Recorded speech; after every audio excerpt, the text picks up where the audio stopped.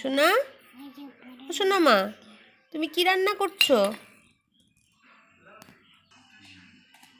কি দিয়ে রান্না করছো সোনা?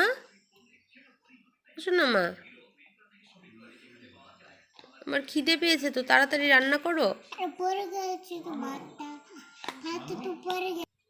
আমার খিদে পেয়েছে তো, তাড়াতাড়ি রান্না করো। কাঁচা? তাহলে আরেকটু ভালো করে রান্না করো। বন্ধুরা খাবে, বন্ধুদের দেবা তুমি রান্না করে?